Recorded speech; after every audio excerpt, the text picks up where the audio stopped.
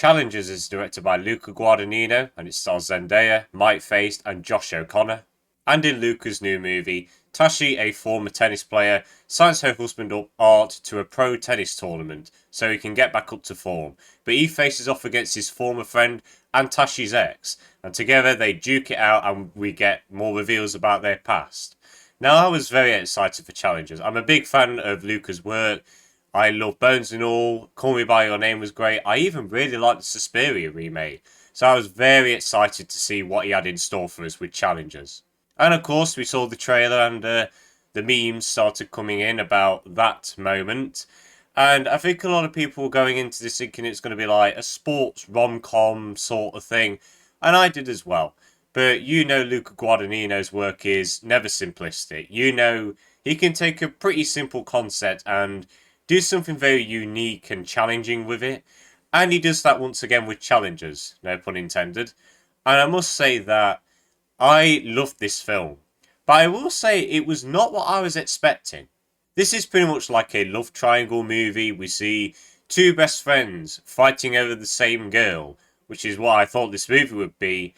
But it's very complex, and I like how the movie gives the characters loads of flaws and doesn't really make any of them likable. They're all very flawed, they all have their goals and motivations, and they are pretty understandable.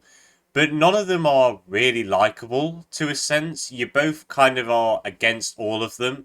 But what I really liked is that the movie does a good job of making you pick sides at certain moments. Sometimes I'll be on this person's side, and then something gets revealed, and then I'm on this person's side, and I'm rooting for him. I thought they just did a really good job of casually making you choose sides throughout the movie. And all these twists and turns, you choosing sides, it all leads to a really nice ending where it ends perfectly and on a good note in certain cases for all the characters, but also on a bad note, which means that it's open-ended in a sense. But I think it uses that to its advantage and it makes the audience question about, well, what would have happened next? And there are a lot of theories out there and guessing, but I just think that was a really cool ending.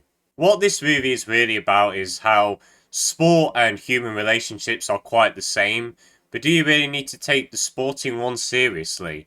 We see these three people and they adore tennis and they treat it like their baby.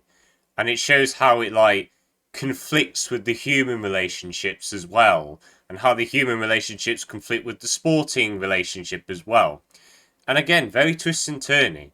And I think there was just like really interesting conflicts about how these two things can really mash together and affect everyone. And this movie is told in a non-linear order, and for me at least, I was never confused. It helps that it says throughout the film like 13 years later, and then during that flashback we cut to 1 week later in the flashback, and then we cut back to modern day. It sounds very confusing on paper, but I think the movie did a really good job of keeping you on track. I was never confused. I knew where every scene was meant to fit in the timeline. That's mainly thanks to how this film was shot and the makeup, the fashion that everyone was wearing.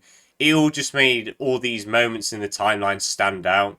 What I really liked as well is that the modern day stuff seemed more like crisp, clean, more modern day camera work. And then you go into the past and it looks a bit more old and grainy, which I thought was a good way of distincting the past from the present. Another thing I think this movie excels at is telling a story with little dialogue. There's loads of dialogue in this film, don't get me wrong, but it excels of delivering information just through visuals. This is a movie where you really got to pay attention. You can't be slacking it. You got to be full focus, listening, pay attention to every detail that's happening.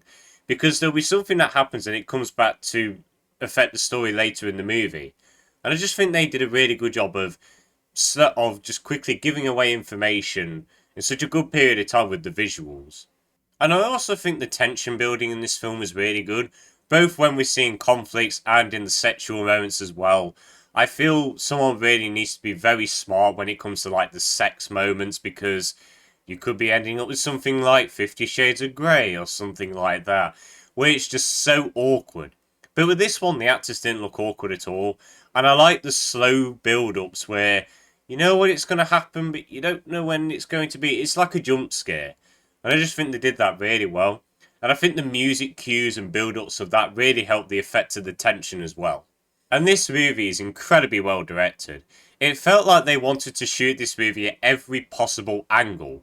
We have under the floor shots, overhead shots, POV of the tennis rackets, the people, even the freaking tennis ball. It's like they said, well, we can put a camera there, let's just put it there and shoot a shot with it. And I just thought that was really cool how they just mixed all these different camera movements in there to make the film look more unique and special. The editing was all done really well too. It has been said that Luca wanted to make this seem like a tennis match in every interaction, and they did that very well, cutting back and forth, back and forth. It looks like the most simple, like, shot, reverse shot, you know, camera one there, camera two there, focus on that person and back to that person. Does feel like that, but it's very quick in a sense, so it still has that feel like a tennis match of being very tense and no time to breathe. You got to concentrate all the time. But the main thing that I loved about this movie was the music, because the music in this film was an absolute bop.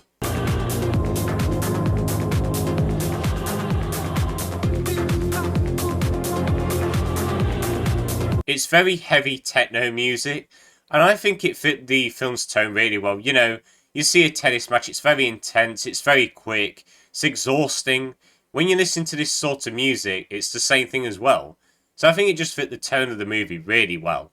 However, and this is my biggest flaw with the movie, the sound mixing in this film was very off. And I know I'm not the only one that's been dealing with this problem, because sometimes the music was so loud during dialogue scenes that I could not make out what some of the characters were saying. I said earlier that you really need to concentrate in on dialogue and visual dialogue in this film, and sometimes I couldn't because the music was just so loud. And finally, the performances in this film were all incredibly strong. Zendaya. I did not feel like I was watching Zendaya in this film.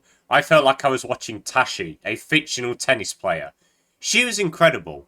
She produces a lot of different emotions. What I also really like is how her use of her face. I know this may sound very normal, but like some facial expressions tell a lot. Like there's this one scene, you've seen it in the trailer, where they're kissing her and then she's like back away and she's pulling off that smile. I'm going to be honest now, that scene does not go how you think it's going to go. Little spoiler alert there, I'm sorry if you're a bit disappointed by that, but that face tells a lot in the movie. And there's this one bit where she's having an argument and she does this weird thing with her eyebrows. Good season, and I need you to bring it out of me. And I just think it was just really cool how she did it. She disappears in this film. And Mike Faced and Josh O'Connor as well all did really well too. And it helps that all three of these lead actors have flawless chemistry with each other. They feel like real people having real relationship problems with each other. And again, it just helped make the film more, you know, connective, and you just want to see what happens next. So Challengers is a movie which I went in optimistic, and I came out incredibly surprised because it was way different to what I was expecting it to be. It's a film about sport and human relationships and how they bind together and how they conflict. It's just a really well made story with really well written characters, brilliant direction, top notch performances, absolute bop of a music track. This is a great film. I'd highly suggest you see this in the cinema. Please make sure that this makes some money. It deserves your time. The only flaw I did have was some of the sound mixing was very off. I couldn't make out what people were saying, so that's going to knock the score down a little bit, unfortunately. But overall, I love Challengers, and it's going to get a nice juicy 9 out of 10. Go see it when you can, 100%. And guys, that is it for the end of this review. I hope you all enjoyed. If you have seen Challengers, let me know your thoughts on it in the comments. Did you like it? Did you not? Let me know. But I hope you all enjoyed this video. Have a good day. And see you later.